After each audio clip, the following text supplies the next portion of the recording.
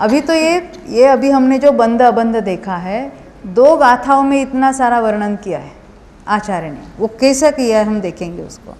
गाथा नंबर 103 और 104। 70 से कगसयम 74 चगिठिते वट्ठी बंधान वट्ठवन्ना 22 17 से कोघे। यहाँ तो बंध वाली बताई है और आगे तो अबंध वाली बताई। पहले बंध वाली हम देखेंगे गाथा के अनुसार। गाथा में कहा 70 एकग संयम, यानी 17 और 1 और आगे लगा लिया शत, यानी 100, यानी 100 + 17 117। देखना यहाँ पर आप, हाँ तो 117 हुई। और फिर 1 और शत यानी 101 क्रम से बता रहे हैं, यानी पहले में दूसरे में, ये हमें समझना चाहिए। वहाँ तो गाथा में तो इतना ही बताएंगे क्रम से। कहते 74 यानी 4 और 7 और आगे 70 लगाए, यानी 74 और 77 एक साथ ऐसे अलग अलग बताए नहीं। 4 और 7 + 70 74। फिर हाँ 74 और 77 सगट्ठी तेवट्ठी 67 और 63। फिर कितना है बंदा 59 9 और 8 और उसके साथ 50 लगाना, यानी 59 और 58। 2 20 यानी 22।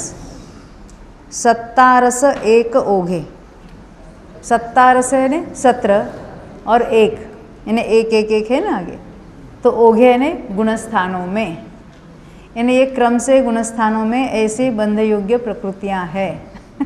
कितनी है 117 है, 101 है, 74 है, 77 है, 67 है, 63 है, हाँ 59 है, 58 है, 22 है, 17 है, 1 है और 0। ये क्रम से 14 गुणस्थानों में उन्हें संख्या एक गाथा में बता दी है। अब अबंध की गाथा देखते हैं हम।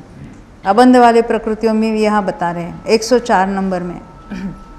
तियौणवीसं छत्तिय तालं तेवन्न सत्तवन्नं च इगिदुग सट्ठी बिरहिय सयतिय उणवीस सहिय 20 सेयम। तिय यानी 3। अबंध वाले के देखना भी क्रम से एक एक गुणस्थान में। पहले गुणस्थान में 3 है, अबंध है। 19 यानी 19। छत्तिय तालम 6 और 3 और ताल यानी 40। 40 के साथ यानी हाँ 46। 6 यानी 6 के साथ ताल लगाना और फिर तिय के साथ ताल लगाना, यानी 46 और 43।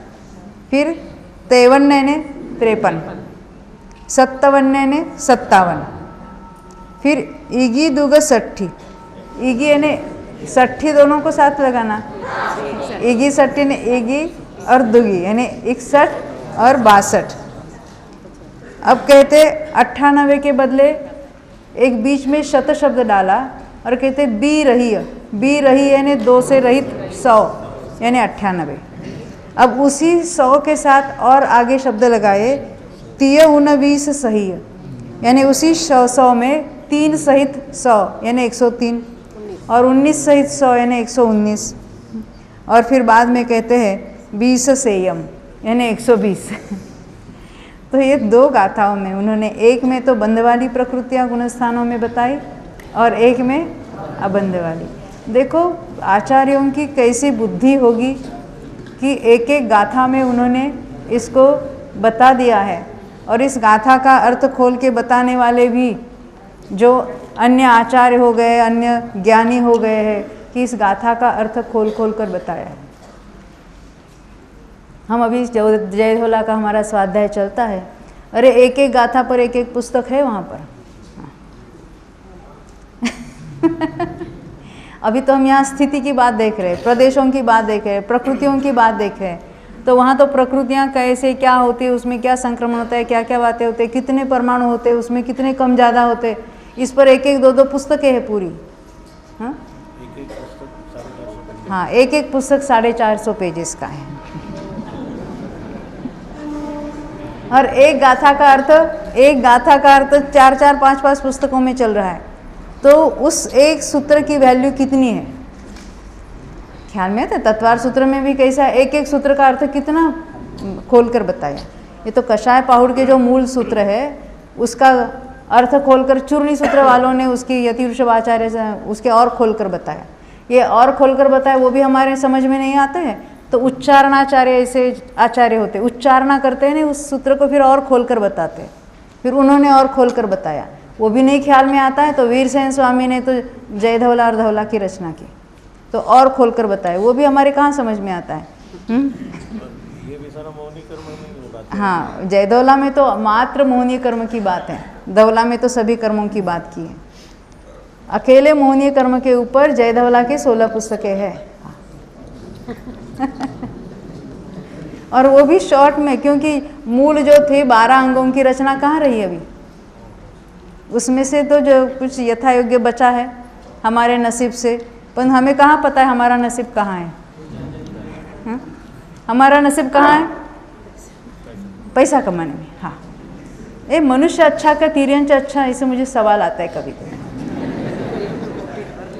क्यों? तिर्यंच तो अपना पेट भरने के लिए पाप करता है और मनुष्य पेटी भरने के लिए, दोनों ही पैसे खाते हैं। और वो ऐसे पाप करता है, ऐसा धन कमाता है कि तिर्यंच तो पाप करता है, पेट भरता है, परंतु इसको पेटी भरने में फुर्सत नहीं होती है पेट भरने के लिए। भोजन कहाँ मिलता है? या तो टिफिन में खाता है या फिर रात को आके भोजन करता है, जो पाप ही पाप करता है। ये ऐसी हमारी अवस्था है। अभी हम